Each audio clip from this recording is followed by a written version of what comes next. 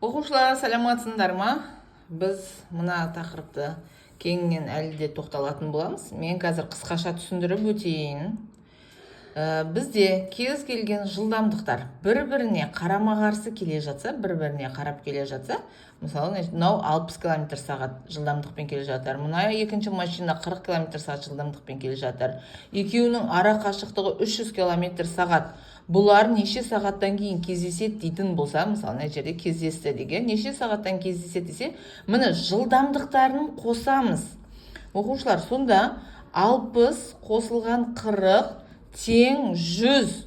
Бұл бізде не? Километр сағат, жылдамдық сағат. Жылдамдыққа жылдамдықты қосқанда жылдамдық шығады, жылдамдықтың өзі шығады.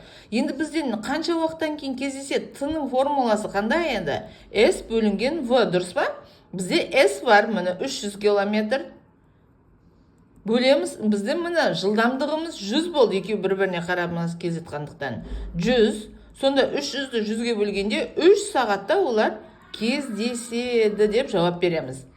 Ал бір-бірін қуып келе жатқан жағдайда не деу мүмкін? Бізге мынандай сұрақ мынандай болуы мүмкін. Біреуі мына А деген пункттан шықты деу мүмкін, біреуі Б деген пункттан шықты. Сөйтіп, екеуінің арасы 80 километр. Енді мынау артынан шыққан мынаны неше сағаттан кейін қуып жетеді деу мүмкін. Немесе, оқушылар, былай деу мүмкін. Мысалы, мынау жоқ бізде. Бізге айтады, бірінші мына машина, бір деп қояйық, міне бірінші машина шыққаннан кейін 2 сағат өткеннен соң, міне 40 км сағатпен жүретін машина 2 сағат өткеннен кейін не болады? 80 км жерге барады ғой, міне уже, міне 80 км қашықтыққа барды. Артынан міне 60 км сағат жылдамдықпен екінші машина шықты. Сонда бұл неше сағаттан кейін қуып жетеді? Мына жердегі ара қашықтықты түсініп тұрсыңдар ма? Кейде мынау берілмейді, 80 км деген берілмейді. Бірден айту мүмкін, бұлай жазылуы мүмкін, жаңағы айтылғандай. Мынау жоқ. Екеуі де мына А деген пункттан шығады. 2 сағат жүргеннен кейін артынан екінші машина шықты дейді. 2 сағат жүргенен кейін деу мүмкін. Мысалы, 3 сағат жүргенен кейін дейтін болса, мына ара қашықтық неше болады? 40-ты 3-ге көбейтеміз, 120 км болады. Соны ескереміз.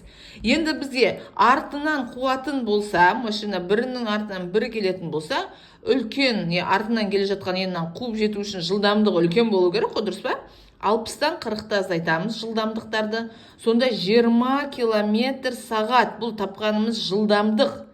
Енді бізден қанша уақыттан кейін қуып жетеді деп тұр ғой? Формула 1. Міне Т-ны табу үшін S-іміз міне 80 км.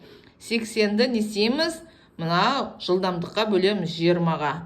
80 20-ға бөлетін болсақ, 4 сағаттан кейін міне қуып жетеді екен. Мына жерде қуып жетеді.